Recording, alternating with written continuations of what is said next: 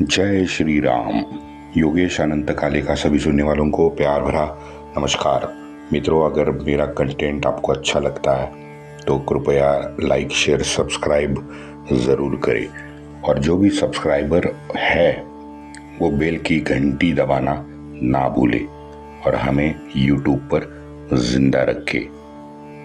हम बात कर रहे थे शुक्रताल पे पुल बनाने का जो छलावा नजीब ने किया उसके बारे में। दत्ता जी तो पूरे के पूरे नजीब के छलावे में फंस गए और नजीब को बैकिंग थी मल्हारबा की। आगे मित्रों, हरिद्वार के पास एक मीरपुर नाम सा छोटा सा गांव है। उस मीरपुर से सटे गंगा मैया के नदी पात्र में एक बड़ा सा टापू बना है जिसके ऊपर छोटे छोटे रेती के टीले भी हैं। यही है शुक्रताल। उस शुक्रताल में नावों का पुल बनाने की योजना बनाई थी। कुंजपुरा में जब दत्ता जी थे तो वहां से निकल के उन्होंने यमुना पार की और जून के 1759 के जून में गढ़मुक्तेश्वर दत्ता जी पहुंचे। ये धर्मांध नजीब, मैंने आपको बताया था कि उन्हें कुंजपुरा में भी मिला था और गढ़मुक्तेश्वर में भी वो मिलने टपका था। लेकिन अब जून का महीना था तो पर्जन्य ऋतु का बहाना बना के नजीब ने फिर एक महीना पुल बनाने का टालने का बहाना बनाया। अब की बार कुंजपुरा में ये मुसलंडे नजीब ने ये पुल बनाने का करार भी किया था और उस पे साइन भी किया था। अब जाहिर है दत्ता जी उसके अल्तकइये में आ गए।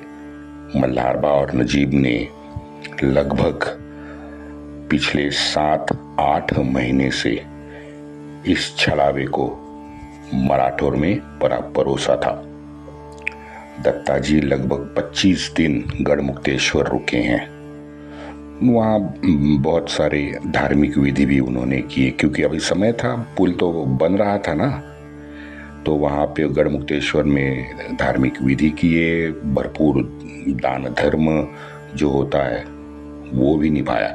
वैसे भी दत्ता जी अपने पिता और बड़े भाई जीवाप्पा की तरह दत्ता जी भी रणशूर और दानशूर बने हुए थे।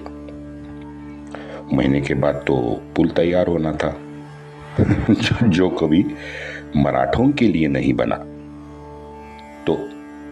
तो दत्ता जी ने धर्मांध नजीब को एक संदेशा भेजा, आपने वादा नहीं निभाया। ठीक है, अगर पुल नहीं बना है तो तुरंत उसे छोड़ के आप यहाँ पे आके हमारा साथ दे और हमारी फौज में शामिल हो। नजीब ने साथ कभी देना तो था नहीं। अब की बार पहली बार उसने खुलेआम दत्ता जी से शामिल होने से इनकार कर दिया। सिर्फ इनकार नहीं किया, शुक्रताल में अपना बंदोबस्त करके स्वतः गंगा पार जाके गांव में बैठ गया। अब दत्ता जी को अब जाके इतनी 7-8-10 महीने के बाद अब जाके कपट नजीब का समझ में आया। राघोबा दादा जनको जी के उनके एक एक शब्द दत्ता जी को याद आ रहे थे। दत्ता जी समय रहते वहां गंगा पार होके आगे बंगाल की तरफ निकलना चाहते थे, लेकिन बहुत सारा समय अब निकल चुका था। दत्ता जी जुलाई में शुक्रताल पहुंचे। शुक्रताल से नजदीक एक हस्तिनापुर नाम का एक उजाड़ गांव हुआ करता था। कथा है कि शुक्राचार्य ने कभी यहाँ पे परीक्षित को भागवत भी सुनाया था, इसलिए इस गांव का नाम शुक्रताल था। और हस्तिनापुर ये तो महाभारत कालीन उजाड़ हुआ गांव बताते हैं। वहाँ दत्ता जी ने वटवृक्ष और तीर्थकूप की पूजा की, क्योंकि ये सिर्फ 2 निशानियां शुक्रताल में वहां बची हुई थी। उस दिन नजीब का एक वकील था चेतराम दत्ता जी से मिलने आया। उनमें कुछ बोलाचाली हुई, बोलाचाली में कहासुनी हो गई। चेताराम आज के इस बुढ़े सिब्बल की तरह बेहद बदतमीजी से दत्ताजी के सामने पेश आया। क्षुब्ध दत्ताजी ने वहीं से नजीब के विरुद्ध युद्ध छेड़ा। शुक्रताल में लगभग 4 महीने इन दोनों की छुटपुट झड़पें होती रही।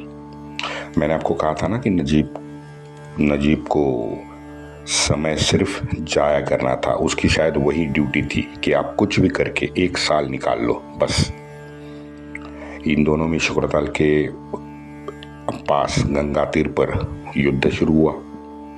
अब तोपें भी शुरू हो गई। आमने सामने की झड़पें तो लगातार हो रही थी। शुक्रताल के पूरे टापू में मित्रों छोटे छोटे जो रेत के टीले हैं, उससे एक दिक्कत आ रही थी कि 1 किलोमीटर सलग अपने घोड़ों के साथ दौड़ना भी नहीं मुमकिन था। ये हालत थी शुक्रताल की। डिफिकल्ट टेरेन कहते हैं ना, वो डिफिकल्ट टेरेन शुक्रताल था। रोहिलखंड से नजीब को सप्लाई लाइन कंटिन्यूअस शुरू थी। रोहिलखंड के जमींदार, अमीर, उमराव, अशराफ यथाशक्ति नजीब को मदद कर रहे थे। जाटों ने इस शुक्रताल की लड़ाई को मराठा पठान का अंतस्थ मामला कह के अपने दरवाजे बंद कर दिए। मेवाड़ जयपुर से तो भाई शुक्रताल मीरपुर बहुत ज्यादा दूर था। तो राजपूतों ने भी अनदेखा किया। रहे सिख तो भाई पंजाब के बाहर नजर दौड़ाने के लिए तैयार नहीं थे। वो बस पंजाब तक ही सीमित रहते थे। उनके लिए तो भारत शायद पंजाब ही भारत था, इसलिए सिख ने भी अनदेखी की। दत्ताजी मीरपुर पहुंचे। वहां रोहिलखंड में उन्होंने तबाही मचा दी। भगोड़े मुसलंडे रोहिलाखंड के तरई के उत्तर भाग में भाग गए।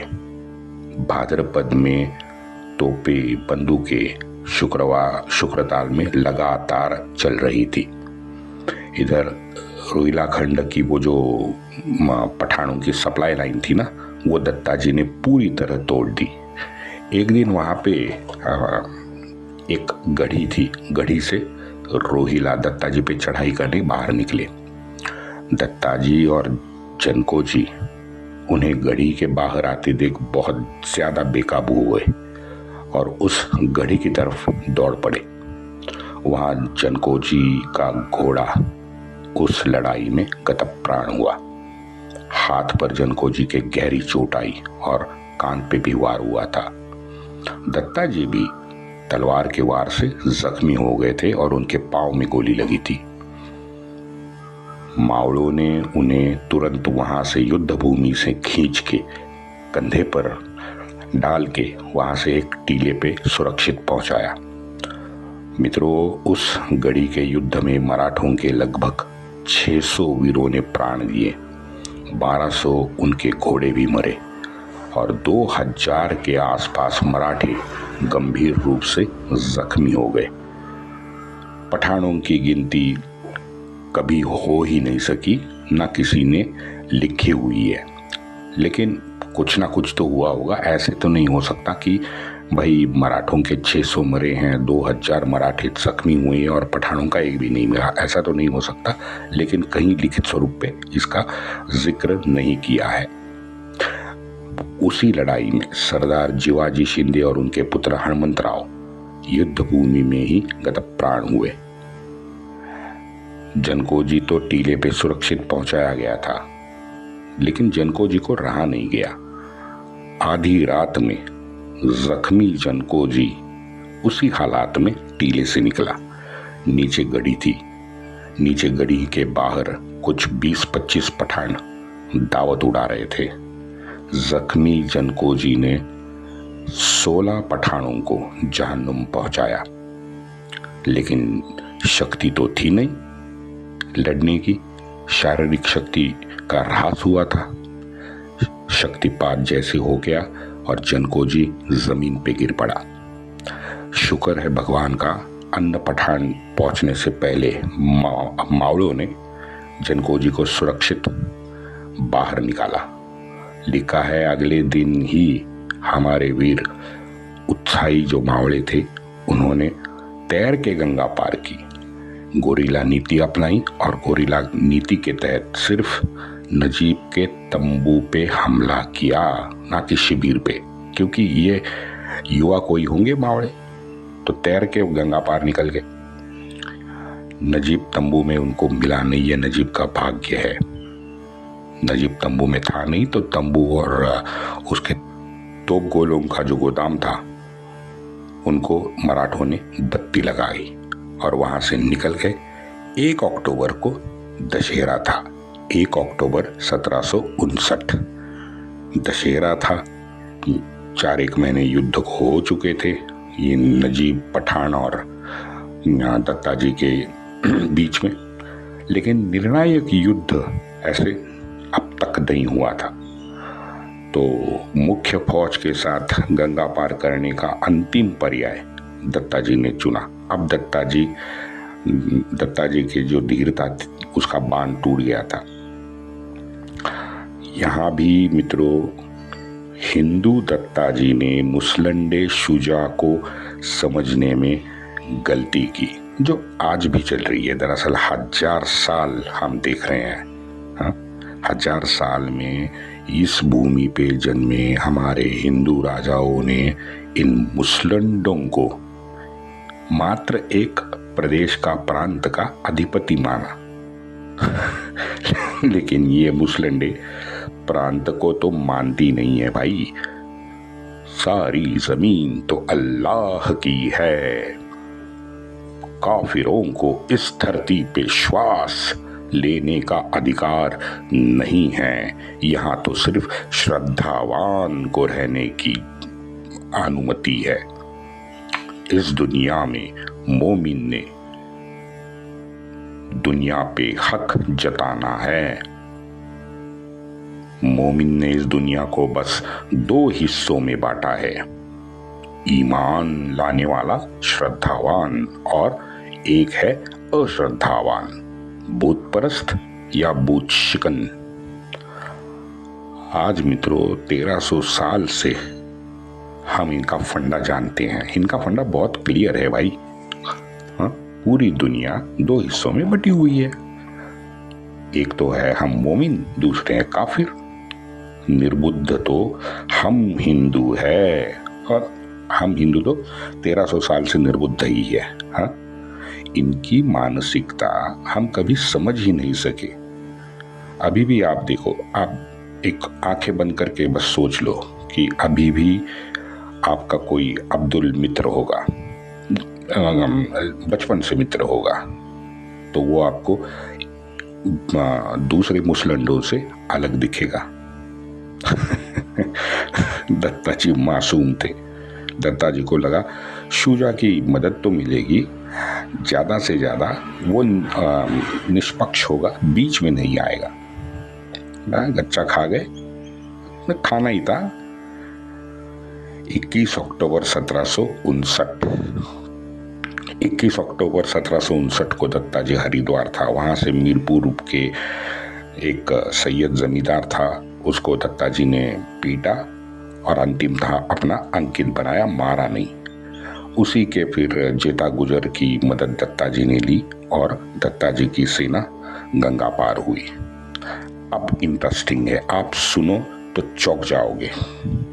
यहाँ गंगा पार करते हुए दत्ताजी के साथ गोविंद पंत बुंदेला थे, अंताजी माणकेश्वर था, अंताजी का एक पुत्र तात्या माणकेश्वर था, जीवाजी नाइक थे, भोईटे एक थे और तुकोजी होळकर भी उस दल में शामिल थे।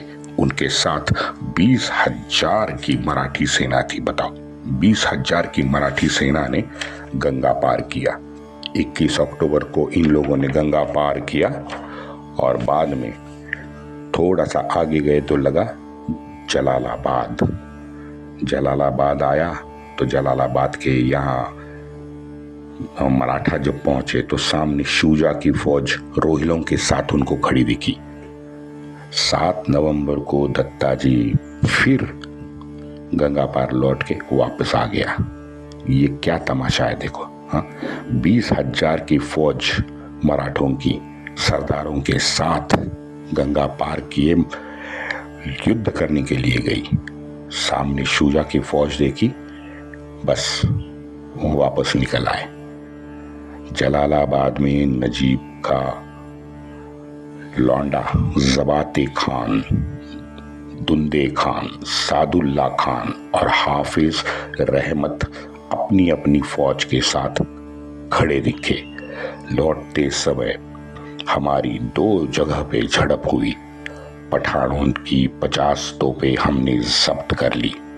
शुक्रताल के नजीब के पुल के पास 3 गांव थे।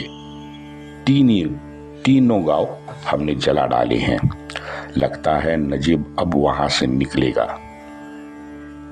हाफिज ने हमें पत्र भेजा है, सुलूक करने की, संधि करने की बात करता है। इति दत्ताजी उवाच। दत्ताजी ने खुद ये लिखा है।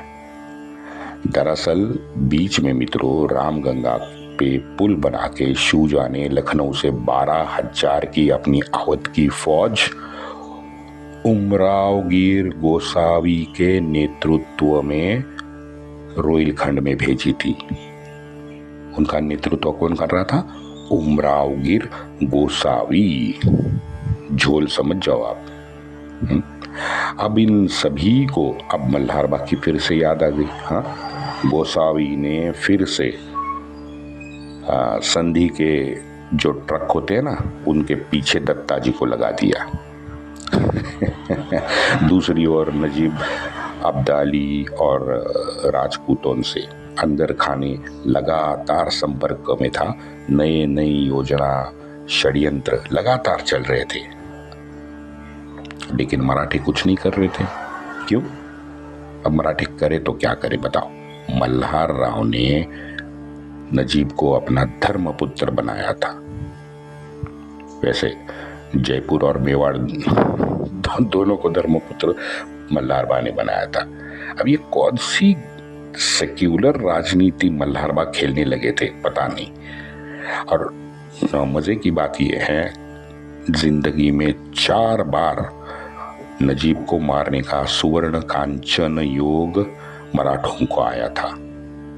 4 बार नजीब वहां से निकल गया। मैंने बताया कि अलतकैया में तो नजीब बड़ा माहिर था। शुक्रताल पे दत्ताजी को बुला के उनको मारने का प्लान भी नजीब ने बनाया था, लेकिन इस बार चनकोजी, नारोशंकर, दत्ताजी की पत्नी भागीरथी बाई और जनकोजी की पत्नी काशीबाई, इन्होंने बहुत जोरदार जाहिर विरोध इस बात को जताया और दत्ताजी को जाने से रोका। दत्ताजी वहां पे बच गए, लेकिन आप कीमती बहुमूल्य अमूल्य समय को देखो। 1 महीना स्वाहा हो गया था। दशहरे के बाद 1 महीना स्वाहा हो गया, बिना किसी निर्णय के, बिना किसी मतलब के। वंदे मातरम।